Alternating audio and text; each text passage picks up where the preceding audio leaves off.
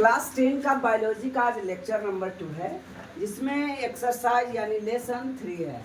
ठीक है ना। टॉपिक का नाम है, दिखा देते हैं, टॉपिक का नाम है ट्रांसपोर्टेशन यानी परिवहन। ठीक है ना। परिवहन यानी ट्रांसपोर्टेशन। हम लोग ट्रांसपोर्टेशन दोनों तथ्यों में देखेंगे, एनिमल्स में भी देखेंगे और प्लांट में भी देखेंगे। ठीक है ना। तो इसका एक लेक्चर पिछले क्लास में कंप्लीट कर लिया गया है, आज इसका सेकेंड लेक्चर होगा।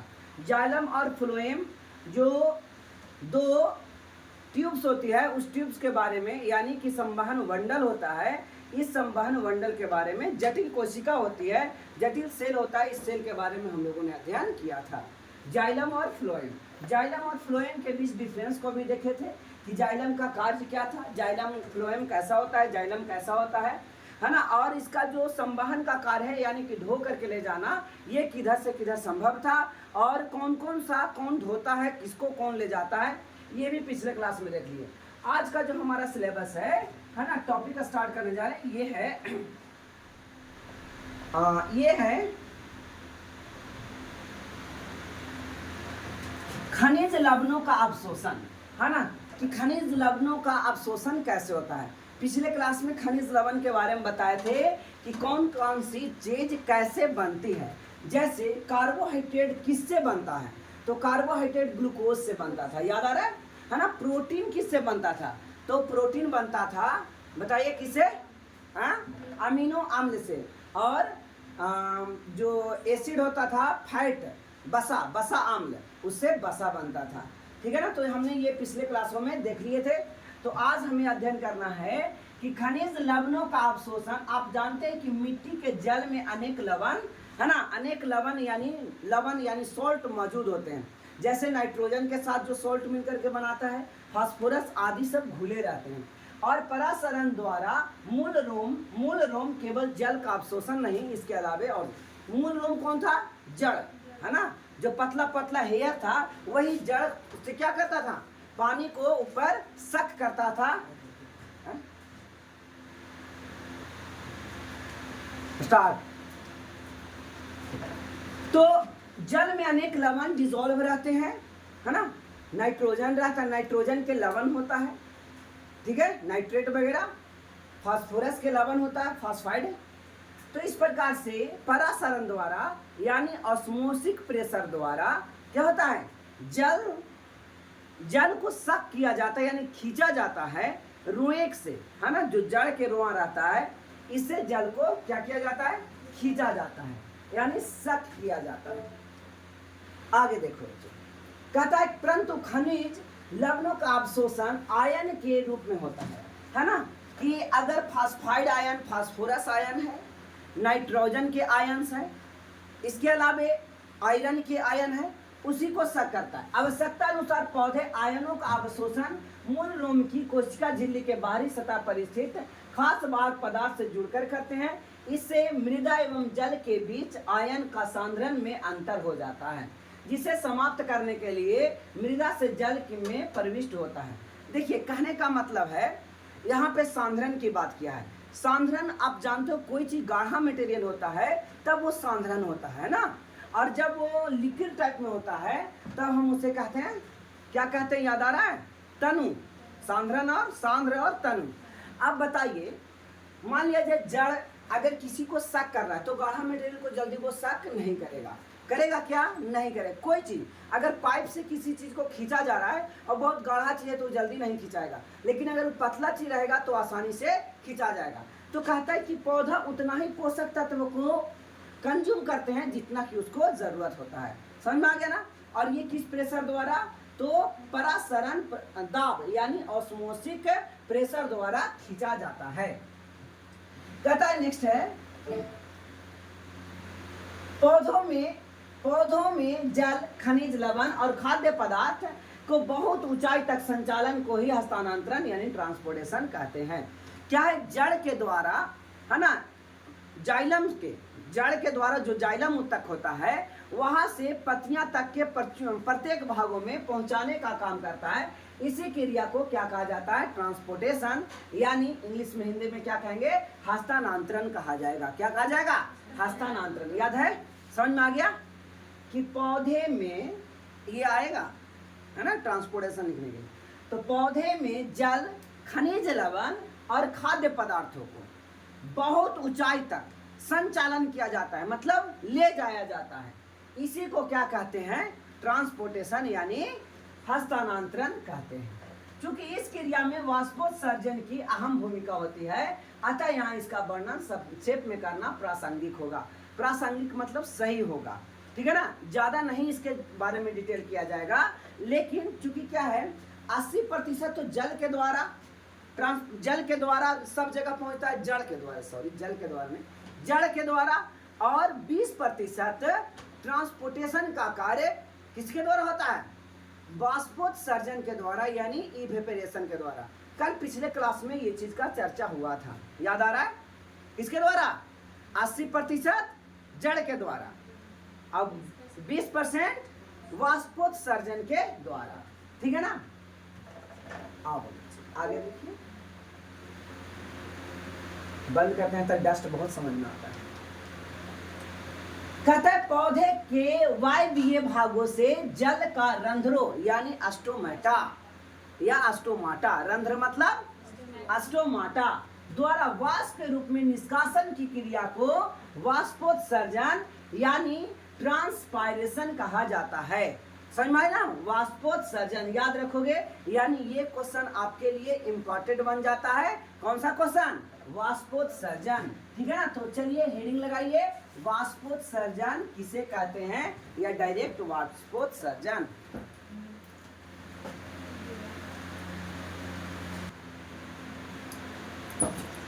तो आई होप आपने ये लिख लिया होगा कि वाष्पोत्सर्जन यानी इवेपोरेशन यानी कि ट्रांसपायरेशन किसे कहते हैं, ठीक है ना। ट्रांसपायरेशन याद रखिएगा।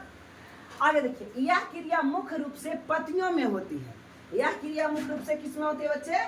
तो यह क्रिया पत्ती में नहीं हो गया, अस्टोमाटा कहाँ रहता है?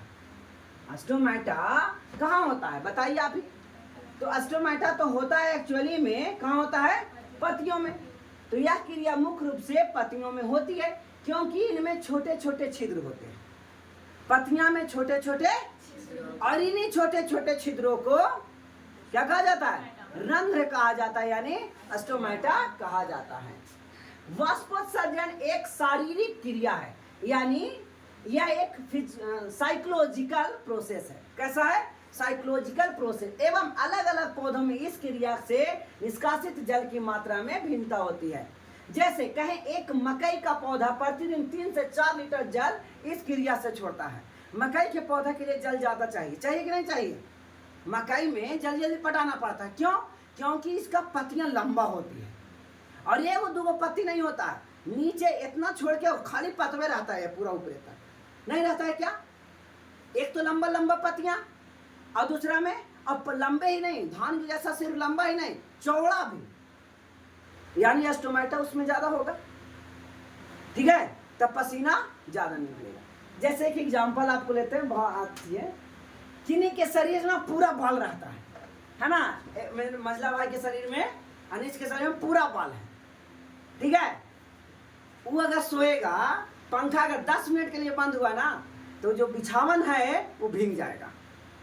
ऐसा क्यों हुआ? रंध्र जैसे नहीं, जो गड्ढा है, रंध्र है, उसे ज्यादा से ज्यादा मात्रा में पानी का निष्कासन हो रहा है। अब हमने कल ही बताया था कि हम ओठ पर पसीना नहीं आता है, लेकिन जहां जहां बाल है हम इस पर भी उतना, ये पसीना बाल है, लेकिन पसीना यहाँ पे नहीं आती है, ठीक है ना। इधर बहुत पसीना आएगा, नहीं कहते कि देख रहे हो चमकेगा भी, ऐसे से करके चेक करना, तो ये चमकेगा, है ना। चमकेगा कहाँ से? पंखुआ में रहता है, सूख जा रहा है ना, तो ये पसीना आती है कहाँ से? बाल से। अब बताइए, जिसमें बालों की संख्या ज्यादा रहेगा उसमें क्या होगा? पसीना कम आएगा, सॉरी ज्यादा आएगा, और जिसमें बालों की संख्या कम रहेगा उसका पसीना कम आएगा। अब असली बात है ना बेटा। तो ठीक उसी प्रकार से मकई में ज्यादा वाष्पोत्सर्जन क्यों है? क्योंकि उसकी पत्तियां चौड़ी होती है, और उसकी पत्तियां चौड़ी होती है और पत्तियां लंबी भी होती है, यानी नंबर ऑफ अस्टोमेटा उसमें ज्यादा रहता है। तो 3 से 4 लीटर जल इस क्रिया द्वारा बाहर निकलता है, यानी ट्रांसपोर्ट होते रहता है, ठीक है ना। जबकि एक सेब के पौधे में इतना ही अंतराल में 10 से 20 लीटर जल का निष्कासन। अब सेब के पौधों में नहीं करता है, सेब का पेड़ होता है, ठीक है ना। आगे देखिए, एक पत्ती से अधिक अपने भार के बराबर जल का वाष्पोत्सर्जन के 1 घंटे से कम समय निकाल सकता है। औसतन एक पेड़ में अपने जीवन भर में करीब 100 गुना जल का वाष्प, जितना उसका मतलब वेट होता है ना, उससे 100 गुना ज्यादा जल का निष्कासन करता है। समझ में आ रहा है? यानी ऐसे कह दो, जिसमें पत्तियों की संख्या कम रहेगी तो वो वाष्पोत्सर्जन कम करेगा, पत्तियों की संख्या ज्यादा रहेगा तो वाष्पोत्सर्जन ज्यादा करेगा। और जितना ज्यादा वाष्पोत्सर्जन करेगा उतना ही आपको उस जगह पे बैठने में बड़ा मजा आएगा। जैसे पीपल के पेड़ है ना, पीपल के पेड़ है। अच्छा, ताड़ के पेड़ के पास बैठने में मजा आएगा। 2 कॉन्सेप्ट है। एक कॉन्सेप्ट है कि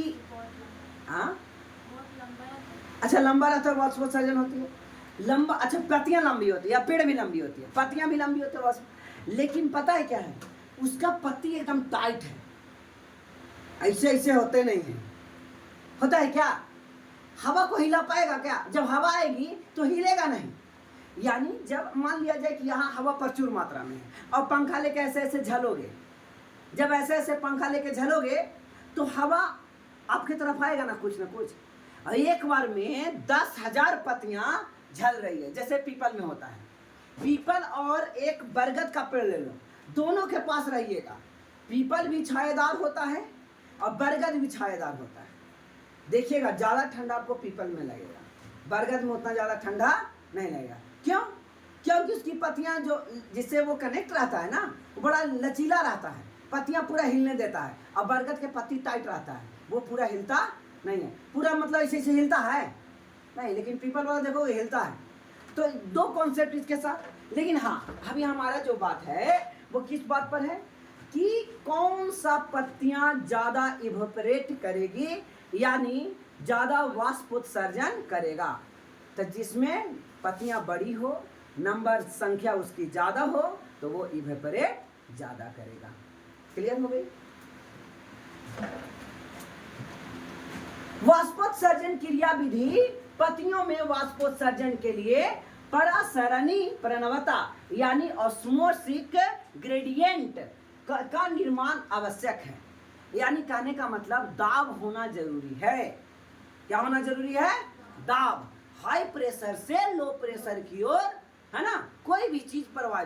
जैसे जड़ में क्या मशीन लगा दिए हो, टहनी में मशीन लगा कि नीचे से पानी खींच रहा है, तो क्या खींच रहा है, कौन सा क्रिया खिंचवाता है? तो वो परासरण, कहाँ गया, परासरण प्रणवता। तो ये होगा पत्तियों के रंध्रों के आसपास स्थित कोशिकाओं में सबसे ज्यादा जाइलम उत्तक से सटी कोशिकाओं में सबसे कम परासरणी दाब होता है। यानी कहने का मतलब ये है कि जो जाइलम है पानी ढोने वाला, वहां पे ज्यादा रहेगा। कहाँ पे? जहां पे रंध्र बना हुआ है। रंध्र मतलब अस्टोमाटा जहां है, वहां पे जाइलम उत्तक बहुत ज्यादा मात्रा में रहेगा और वहां पे प्रेशर कम होगा। ठीक है ना? तो जब प्रेशर कम होगा और बगल में प्रेशर ज्यादा होगा, तब पानी कम, ज्यादा प्रेशर से कम प्रेशर की ओर आएगा, इस वजह से वो वाष्पोत्सर्जन होगा। ठीक है ना? तो आप इस बात को याद रखेंगे। कहता है परिणाम स्वरूप रंध्रों से पत्ती के जाइलम तक जल स्तंभ यानी वाटर जो कॉलम होता है का निर्माण होता है। इसके फलस्वरूप जल का संचालन पत्तियों में जाइलम उत्कों से रंध्र के निरंतर होते रहता है। यानी जाइलम से रंध्र तक जाता है, तभी ना वाष्पोत्सर्जन होगा। कहां से जाएगा? जाइलम से रंध्र, और रंध्र में क्या हो जाएगा? बाहर निकल जाएगा रंध्र के थ्रू, है ना। रंध्र का 2 काम, एक वाष्पोत्सर्जन करना और दूसरा कार्बन डाइऑक्साइड को लेना। कार्बन डाइऑक्साइड को और एक वाष्पोत्सर्जन। बोलो बच्चे, दिक्कत नहीं ना है? चलिए आगे देखिए।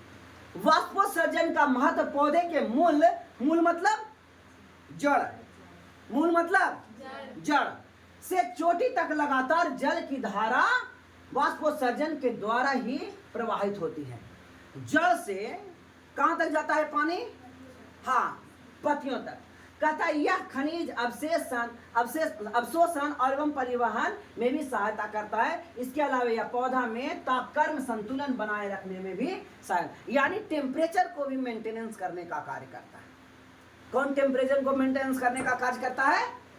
वाष्पोत्सर्जन, है ना। जैसे मान लिया जाए आपके शरीर से पसीना निकलता है, क्यों निकलता है? कोई बता सकते हैं क्या? आपके शरीर से पसीना निकलता है, क्या आपके शरीर का टेम्परेचर 37 डिग्री है, कम तापमान रहेगा तो पसीना निकलेगा? नहीं, पसीना तब निकलेगा जब आपका शरीर गर्म हो रहा है। और जब गर्म हो रहा है तो इसको ना शरीर को मेंटेन करने का काम करेगा। पसीना से क्या होता है? पसीना से क्या होता है? पानी का काम है शीतलन अनुभव कराना। शीतलन मतलब ठंडा। जब पसीना निकलता है, शरीर गर्म है, पसीना निकल रहा है, तो सारा बॉडी में बाल है। अब जितना सब बॉडी में बाल है, सब जगह पॉइंट मतलब बूंदा बूंदा बूंदा पसीना निकला। हवा का झोंका आया और पानी का काम है ठंडा करना, शीतलन करना, है ना। तो बताइए, हवा का थोड़ा सा भी झोंका लगेगा, सूखेगा पसीना ना, और आपको शरीर क्या होगा? ठंडा हो जाएगा। और नहीं तो आप तपाक लीजिएगा। इसलिए ज्यादा आपका शरीर, उनका शरीर अच्छा है जिनका पसीना ज्यादा निकलता है ना। और जिनका पसीना नहीं निकलता, बहुत कम निकलता है, बहुत वर्कआउट करने के बाद भी पसीना कम निकलता है, तो मान के चलिए उनका टेम्परेचर को मेंटेनेंस करने का क्षमता नहीं है। ठीक है ना। आगे चलो बच्चे, यहां तक किन्हीं को कोई प्रॉब्लम?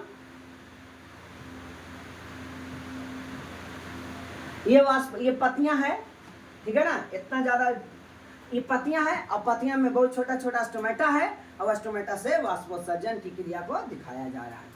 कहता है गमले में लगा एक स्वस्थ पौधा लीजिए, है ना, झुकल उकल पत्ती मुरझाए वाला नहीं, अच्छा पौधा लो, पत्ती अच्छा हो। कहता है इसकी कुछ पत्तियों को प्लास्टिक की पारदर्शी थैली से अच्छी तरह ढक दीजिए। एक ट्रांसपेरेंट कोई प्लास्टिक ले आओ और उससे पत्तियां को ढक दो। तो ढक दोगे तो वाष्पोत्सर्जन पता चलेगा ना। ढक दीजिए। अब इस गमले वाले पौधे वाले गमले को सूर्य प्रकाश में रख दीजिए।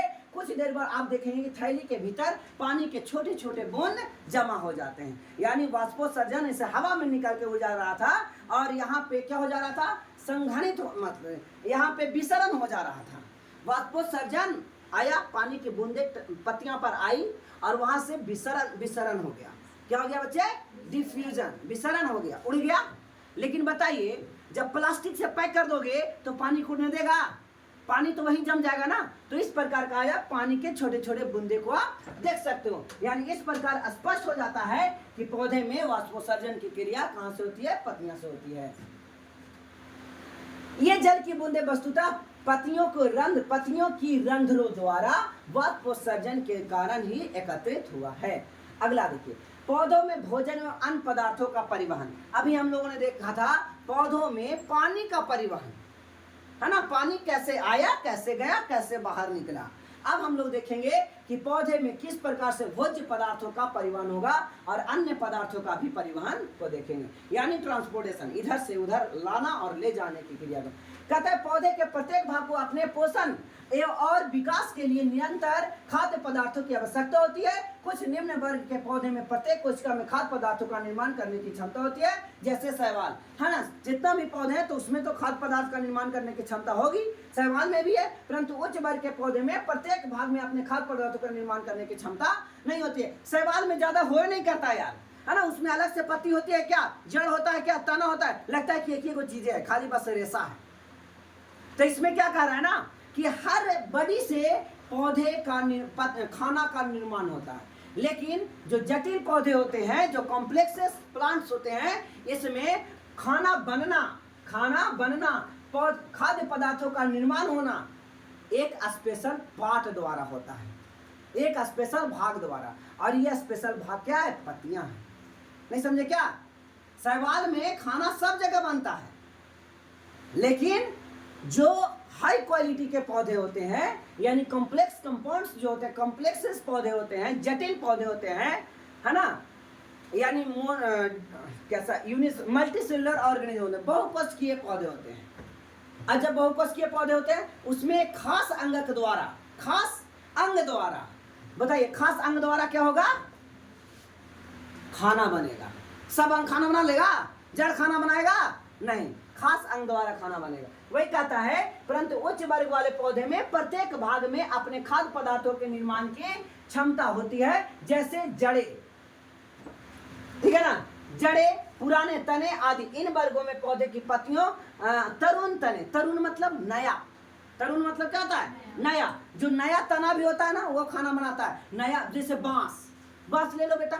अब जब बांस लीजिएगा ना तो पता है बांस में को पत्ती न रहता नया का बांसवा में, तब बताइए खाना नहीं बनेगा तो बांस मर जाएगा ना। ए नींद, क्या बांस आपने उगा देखे हैं? छोटा पतला सा मोटा जड़ी निकलता है बांस, उसमें पत्तियां नहीं रहती है, वो भी नया है, तरुण है।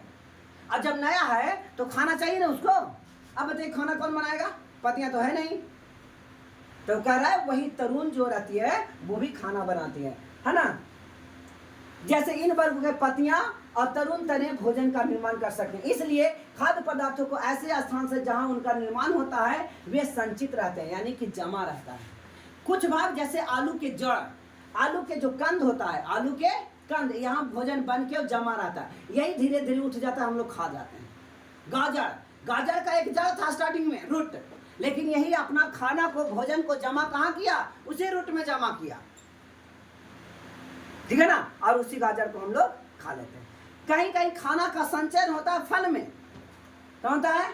फल में खाना उसके पास जो एक्स्ट्रा हो गया वो फल में जमा करते गया और उसी को खाना को हम लोग खा गए। क्या समझ में आया बच्चे? जैसे कोई चीज अपना पत्ती में संचय कर देता है, जैसे एलोवेरा, एलोवेरा अपना खाना को कहाँ जमा किया? है ना, पत्तियां में जमा किया, तो वो खाने लगे, मतलब यूज के जैसा हो गया। कहते हैं दूसरे भागों में जहां उनका निर्माण नहीं होता है हस्तांतरण की जरूरत होती है, जहां उसका निर्माण नहीं होता है तो वहां पे फ्लोएम के द्वारा सब जगह फैलाया जाता है, ठीक है ना। पौधे के एक भाग से दूसरे भाग में खाद्य पदार्थों को जलीय घोल या आने जाने के, इसे पौधे का हस्तांतरण कहा जाता है, ठीक है। तो अगला एक हेडिंग लगाओ छोटा सा बच्चे, पौधे का हस्तांतरण किसे कहते हैं? पौधे का हस्तांतरण किसे कहते हैं?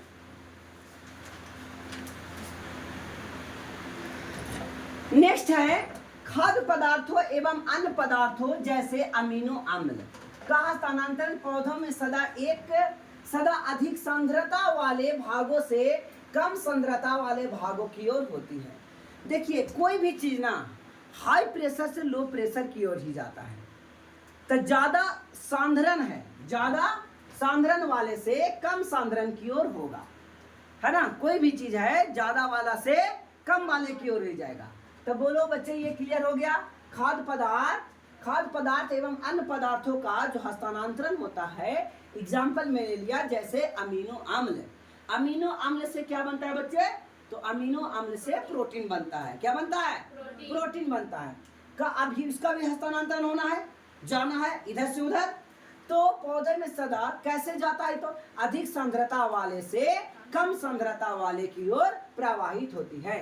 अधिक सांद्रता वाले भागों को संभरण सिरा यानी सप्लाई एंड कहते हैं। संभरण सिरा या ज्यादा सांद्रण वाला रहेगा, ज्यादा गाढ़ा वाला रहेगा, उसको कहेंगे सप्लाई एंड, और कम सांद्रता वाले भागों को उपभोग सिरा कहते हैं यानी कंजप्शन एंड कहते हैं। सप्लाई मतलब जैसे पानी का सप्लाई होता है, कहाँ से? तो बड़ा कंटेनर रहेगा वहां से, और पानी कहाँ आता है लास्ट में? तो नल में, नल में से पानी हम लोग पीते हैं यानी कंजप्ट कर जाते हैं, उपभोग करते हैं। उपभोग मतलब क्या होता है? यूज करना। उपभोग मतलब यूज करना। तो बताइए सप्लाई एंड समझ में आया? अधिक सांद्रता वाले को सप्लाई एंड कहेंगे, और जहां यूज हो जाएगा कम सांद्रता वाले को क्या कहा जाएगा? कंजप्शन एंड कहे जाएंगे, यानी उपभोग सिरा कहा जाएगा। बोलो बच्चे समझ में आ गया? खाद्य पदार्थों का हस्तांतरण फ्लोएम की चालनी नलिका यानी सिव टिश्यू द्वारा या सिव ट्यूब द्वारा होता है। ये लाइन आप लोग लिखिए। खाद्य पदार्थों, लाइन लिखो बेटे, स्टार मार के पॉइंट लिखो। क्या लिखोगे? खाद्य पदार्थों का हस्तांतरण फ्लोएम की चालनी नलिकाएं, ये स्टैंडर्ड एग्जाम के लिए है बच्चे, है ना, गारंटी 10 के एग्जाम में नहीं पूछेगा, ठीक है। तो चालनी नलिकाओं यानी सीव ट्यूब द्वारा होता है। किसके द्वारा होता है? सीव ट्यूब यानी चालनी नलिकाओं द्वारा होता है। किसके द्वारा होता है? चालनी नलिकाओं द्वारा लिख लिया, चालनी नलिकाओं द्वारा होता है, सीव ट्यूब द्वारा होता है, सीव ट्यूब द्वारा होता है। किसके द्वारा होता है? सीव ट्यूब द्वारा होता है, चालनी नलिकाओं द्वारा होता है, ठीक है ना। खाद्य पदार्थों का हस्तांतरण यानी जो खाद्य बन जाएगा तो उसका हस्तांतरण फ्लोएम की, यानी फ्लोएम से तो होबे करता है, लेकिन फ्लोएम में भी कौन पार्ट से होता है? तो फ्लोएम में चालनी नलिकाओं द्वारा होता है। किसके द्वारा होता है? चालनी नलिकाओं द्वारा होता है, चालनी नलिकाओं द्वारा होता है। बस हो गया। कहता है आगे, ये नलिकाएं अत्यंत छोटे छोटे छोटे छिद्र वाले होते हैं, छोटे छिद्रों वाले होते हैं, है ना, से जुड़ी रहती। अतः ये नलिकाएं खाद्य पदार्थों के हस्तांतरण के लिए विशेष रूप से उपयुक्त है, ठीक है ना बच्चे। ओके, इस प्रकार से आप देख सकते हैं कि फ्लोएम की चालनी नलिकाएं कैसा है। फ्लोएम की यानी सीव ट्यूब, फ्लोएम की सीव ट्यूब का फिगर यहाँ दिखाया गया है, आप यहाँ पे देख सकते हो। ये चालनी नलिका है और इसमें छोटे छोटे छिद्र पाए जाते हैं, इसी से खाद्य पदार्थों का संवहन होता है।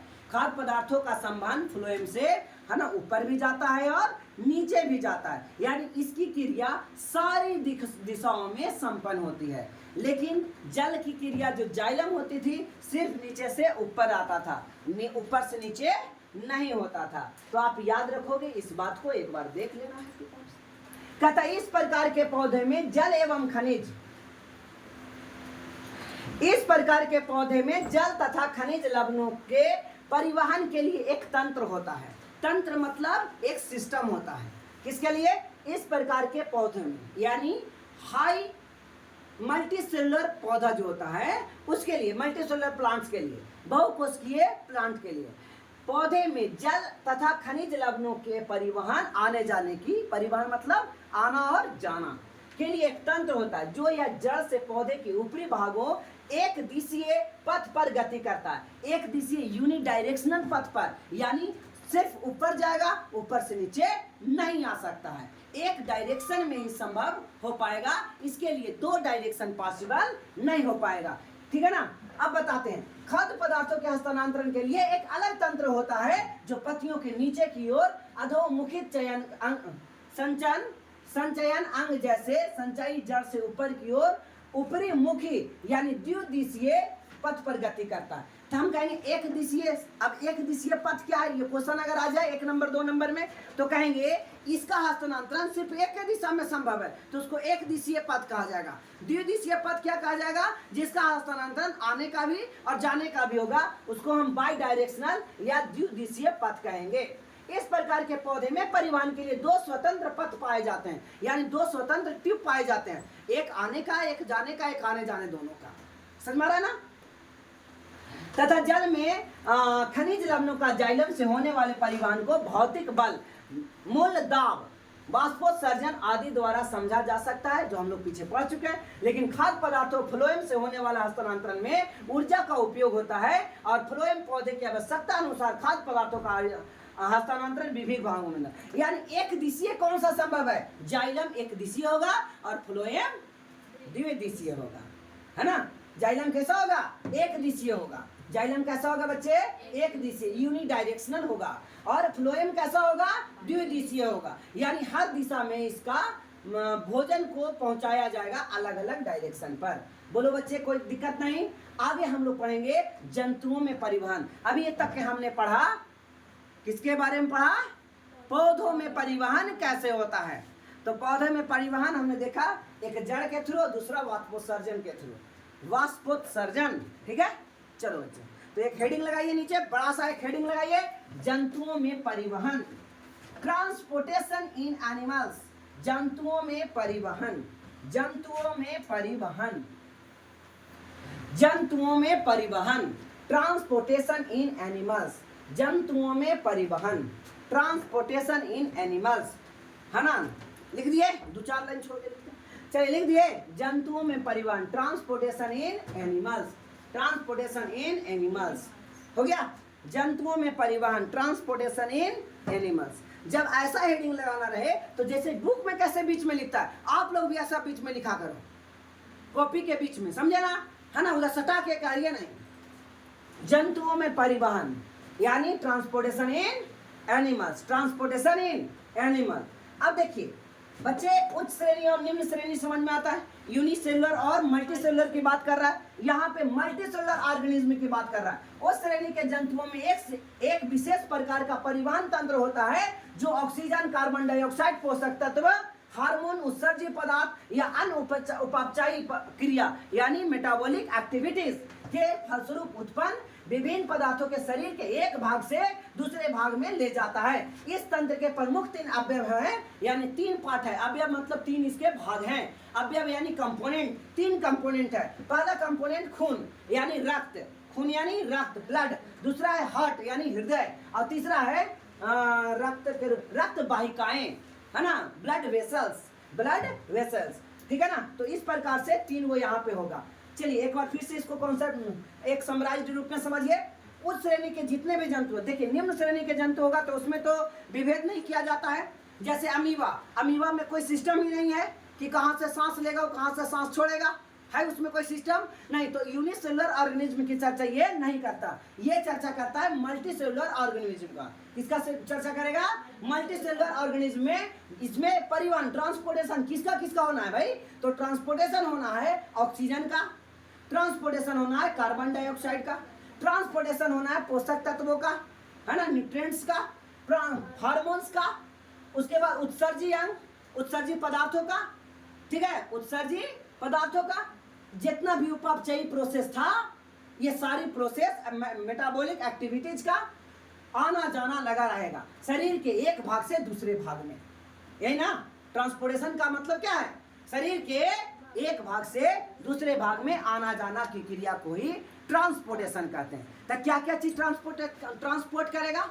तो कभी आलू ढोएगा, कभी प्याज ढोएगा, कभी लहसुन ढोएगा, है ना, कभी सब्जी ढोएगा, कभी आदमी ढोएगा। तो ये भी तो बस का काम है, ट्रक का काम है। तो हमारे शरीर में जो ट्रांसपोर्टेशन का काम करता है, वो ट्रांसपोर्टेशन का काम कौन करता है? तो वो ट्रांसपोर्टेशन का काम करते किसको ढोता है भाई? तो ऑक्सीजन को ढोता है ना, कार्बन डाइऑक्साइड, बताइए, पोषक तत्व को ढोता है, और हार्मोन्स को, इसके अलावा उत्सर्जी पदार्थ, अन्य जितने भी उपापचयी पदार्थ हैं, उपापचयी एक्टिविटीज हैं, वो सारे को शरीर के एक भाग से दूसरे भाग में ढोने का। अब ये ढोने वाला आदमी तीन टाइप में ढोएगा। एक खून के थ्रू ढोएगा, है ना, आगे दिया है ना, ठीक है, हार्ट, हृदय के थ्रू, और एक और काम करेगा ब्लड वेसल्स। क्या काम करेगा? Blood vessels. तो आप इसको क्लियर 3 रूप को लिखिए।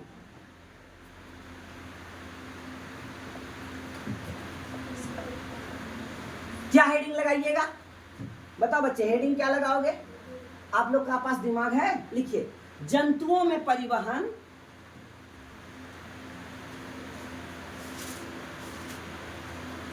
जंतुओं में परिवहन तंत्र के, जंतुओं में परिवहन तंत्र के 3 प्रमुख, जंतुओं में परिवहन तंत्र के 3 प्रमुख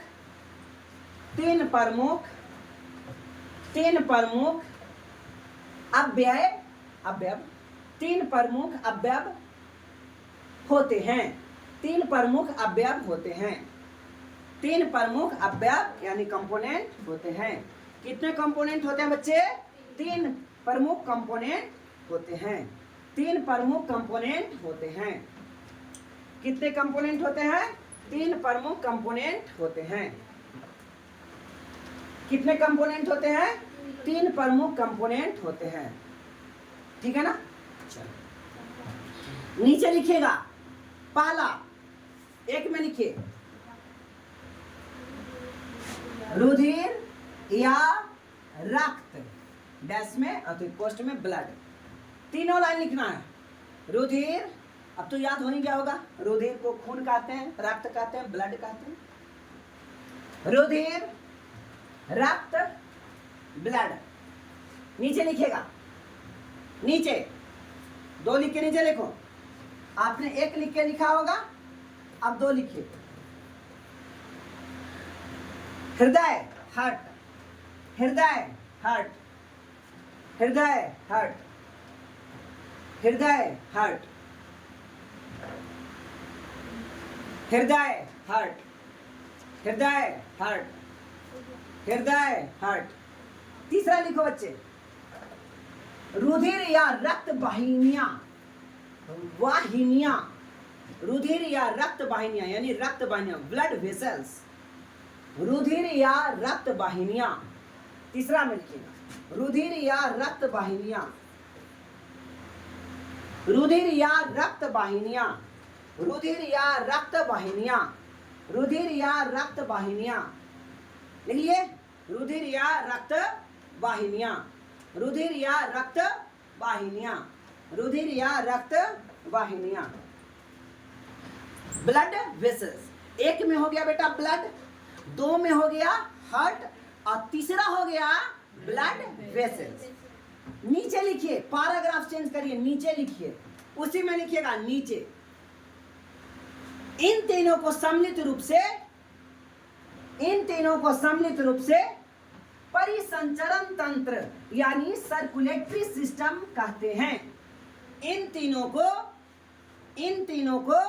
सम्मिलित रूप से, इन तीनों को सम्मिलित रूप से, इन तीनों को सम्मिलित रूप से, इन तीनों को सम्मिलित रूप से, सम्मिलित रूप से परिसंचरण तंत्र और पोस्ट में सर्कुलेटरी सिस्टम कहते हैं।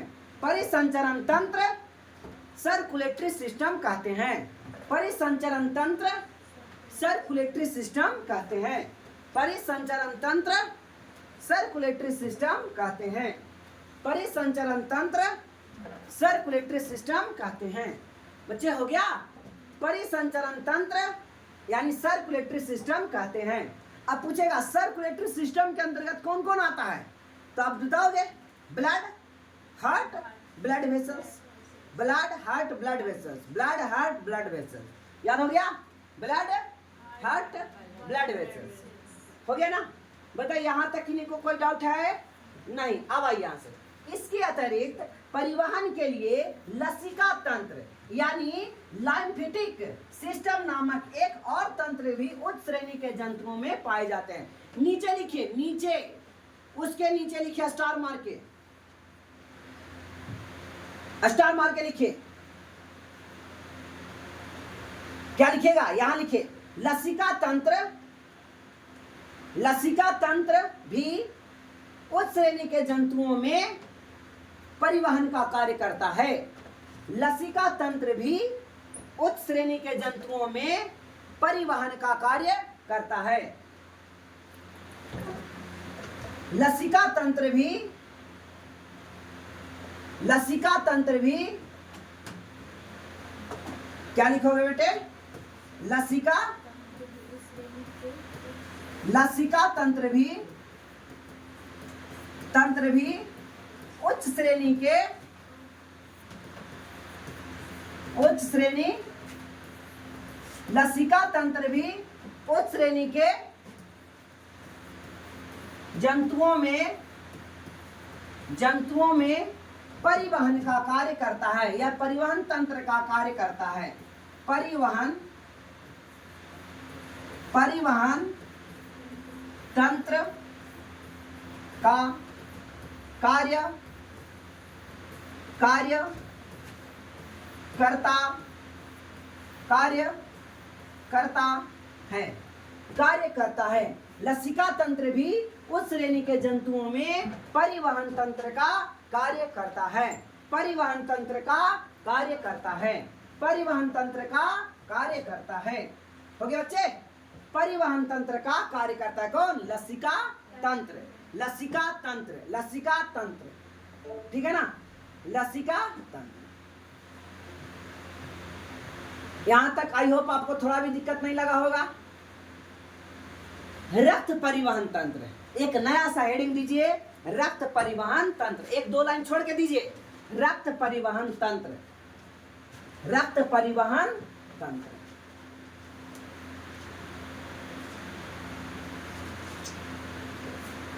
रक्त परिवहन तंत्र हो गया। कुछ लिखना नहीं है, बस ऐसे ही नॉर्मली से हेडिंग में। रक्त परिवहन तंत्र हिंदी में, इंग्लिश में क्या कहेंगे? Blood circulatory system. रक्त परिवहन तंत्र या परिसंक्रमण तंत्र हो गया। कहता लाल रक्त लाल रंग का एक गाढ़ा क्षारीय है ना तरल पदार्थ है। तो अब देखो ऐसे नहीं लिखो, जहां पे आपने लिखा ना बेटे कि ये वाला रक्त परिवहन तंत्र, डायरेक्ट लिखिए लाल रक्त, ऐसे लाल रक्त, लाल रक्त, लाल रक्त का पीएच मान, पीएच मान कितना होता है? 7.4।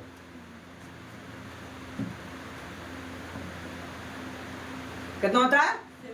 7.4। लाल रंग के खून में। अब बताइए अम्ल होगा कि क्षार होगा? क्षार होगा। 7 से ज्यादा रहता है क्षार कहते हैं। अब ये क्षार लिखने जरूरी है क्या? हाँ, फिर तक केमिस्ट्री क्यों पढ़े? क्या हुआ? अब छोड़ दे क्या? हो गया बच्चे? लिख लिए? खून का पीएच मान कितना होता है? 7.4। 7.4 कहता है कि रक्त लाल रंग का एक गाढ़ा क्षारीय तरल पदार्थ है जो हृदय से रक्त वाहिनियों में प्रवेश करता है। यानी लाल रंग का जो खून होता है ना, वो हृदय से जाता है कहाँ पे? रक्त वाहिनियां में। यानी रक्त, हमने पहला लाल रक्त पढ़ा, दूसरा पढ़ा हार्ट पढ़ा, यानी हृदय पढ़ा, और तीसरा पढ़ा ब्लड वेसल्स यानी रक्त वाहिनियां। तो रक्त हृदय से खून कहाँ जाता है? तो हृदय से रक्त वाहिनियां यानी बढ़िया जाता है। सबसे पहले हम लोग लिखे थे रक्त, उसके बाद लिखे हृदय, और उसके बाद क्या लिखे? रक्त वाहिनियां। जो खून होता है पहले हृदय, खून होता है हृदय से रक्त वाहिनियों में प्रवेश करता है। नहीं होगा क्रम से, है ना? टेक्निक से याद कर कि जो खून होता है वो हृदय से, अब ये तो नहीं उल्टा कर दोगे कि रक्त वाहिनियां से हृदय में घुसता है, तो हृदय से कहाँ जाता है बच्चे? रक्त वाहिनियां में प्रवाहित होता है।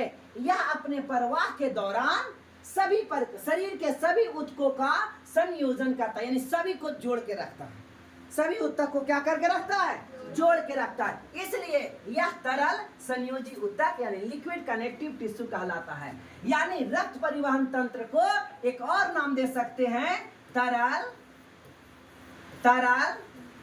संयोजी ऊतक। तरल संयोजी ऊतक। अब पूछेगा, क्वेश्चन आ सकता है, आएगा नहीं, कि तरल संयोजी ऊतक को रक्त परिवहन तंत्र क्यों कहते हैं, है ना? या रक्त परिवहन तंत्र को तरल संयोजी ऊतक क्यों कहा जा सकता? तो हम लोग क्या कहेंगे कि जब रक्त हृदय से रक्त वाहिनिकाएं में प्रवेश करती है ना, तब यह यानी उस समय सब कोशिका के सभी भागों को जोड़ करके रखता है। कोशिका के सभी, इस दौरान शरीर के सभी ऊतकों को क्या करता है? संयोजन। संयोजन मतलब जोड़ करके रखता है। इसीलिए इसको हम संयोजी ऊतक कहते हैं, कनेक्टिव टिश्यू कहते हैं। और ये रक्त तो लिक्विड है, इस वजह से इसको क्या कहा गया? तरल कहा गया, यानी तरल संयोजी ऊतक कहा गया। बोलो बच्चों, क्या कहा गया? तरल संयोजी ऊतक कहा गया। क्या कहा गया? तरल संयोजी। अब ज्यादा कोई नहीं, ये जोड़ करके रखता है इस, और ये लिक्विड है, इस वजह से इसे तरल संयोजी ऊतक कहा गया। कोई डाउट नहीं है? आगे बढ़े। छोटी सी वहां से हेडिंग दो फिर से, और लिखिए रक्त की संरचना। रक्त की संरचना बड़ी लिखवा रहे हैं ना, छोड़ दे क्या? रक्त की संरचना।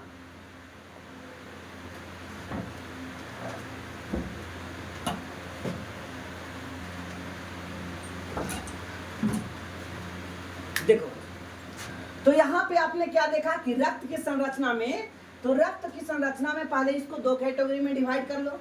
रक्त की संरचना में, ठीक है ना, रक्त की संरचना में एक ले लो तरल भाग और दूसरा ले लो ठोस भाग। जो तरल भाग होता है उसको प्लाज्मा कहते हैं। क्या बोलते हैं? प्लाज्मा कहते हैं। और ठोस भाग होता है वो तीन भाग में, आरबीसी, डब्ल्यूबीसी और प्लेटलेट्स, है ना। RBC red blood carpals, WBC white blood carpals और प्लेटलेट्स इसको रक्त बिंबाणु भी कहा जाता है। हिंदी में रक्त बिंबाणु कहेंगे। आरबीसी को वैज्ञानिक रूप से, वैज्ञानिक नामांकन अगर कहा जाए तो इरिथ्रोसाइट कहा जाता है। क्या कहा जाता है? इरिथ्रोसाइट। और डब्ल्यूबीसी को कहा जाता है ल्यूकोसाइट। डब्ल्यूबीसी को क्या कहा जाता है? ल्यूकोसाइट। और प्लेटलेट्स तो प्लेटलेट्स ही है, ठीक है ना बच्चे। तो आप इस प्रकार से देख सकते हो, ठोस भाग में लाल रक्त कोशिकाएं यानी इरिथ्रोसाइट, रेड ब्लड कार्पल्स या आरबीसी कहा जाता है। श्वेत रक्त में अगर जाने तो इसमें कहा जाता है ल्यूकोसाइट या व्हाइट ब्लड कार्पल्स, ठीक है ना। और एक तीसरा है वो है रक्त पट्टिकाणु, यानी इसको रक्त बिंबाणु भी कहा जाता है, blood carpal, sorry blood platelets. क्या कहा जाएगा? ब्लड। तो आरबीसी, डब्ल्यूबीसी और प्लेटलेट्स याद हो गया। आरबीसी, डब्ल्यूबीसी और प्लेटलेट्स। अब इतना आपको कंप्लीट हो गया। अब आगे बढ़ते हैं बच्चे। आगे देखिए प्लाज्मा के बारे में कि प्लाज्मा क्या है। तो सबसे पहले यह एक तरल पदार्थ है ना, तरल भाग है इसका। तो प्लाज्मा हल्के पीले रंग का चिपचिपा द्रव है। हल्के पीले रंग का क्या है? ये चिपचिपा द्रव है। हल्के पीले रंग का चिपचिपा द्रव है। कौन? प्लाज्मा। कहता है जो आयतन के हिसाब से पूरे रक्त, यानी अगर पूरा खून है जिसमें 55% ये पाया जाता है। कौन पाया जाता है? प्लेटलेट्स प्लाज्मा पाया जाता है। क्या पाया जाता है? प्लाज्मा। प्लाज्मा में 90% जल भरा रहता है। ये क्वेश्चन पूछा हुआ है कि जल कितना प्रतिशत पाया जाता है प्लाज्मा में। तो प्लाज्मा में जल 90%, 7% प्रोटीन और 0.9% अकार्बनिक लवण और 0.818% ग्लूकोज, 0.5% वसा और शेष कार्बनिक पदार्थ पाया जाता है। यानी अगर हम इस बात को कहें तो क्या सबसे पहले आप रक्त के हिसाब से देखा जाए तो 55% पाया जाता है प्लाज्मा। 55% क्या पाया जाता है? प्लाज्मा। अब 55 को मान लो 100, तो 100 में 90% जल होता है। प्लाज्मा में 100 में 90% क्या होता है? जल। तो एक तरफ जल लिखिए और एक तरफ 90 लिखिए। 90% नीचे लिखिएगा, एक तरफ प्रोटीन और दूसरा तरफ 7%। तीसरा नीचे लिखिएगा अकार्बनिक लवण 0.9% और नीचे लिखिएगा ग्लूकोज 0.18% और नीचे लिखिएगा 0.5% वसा और नीचे लिखिएगा अकार्बनिक पदार्थ शेष, यानी 100 हो जाएगा। सब पॉइंट कर दोगे तो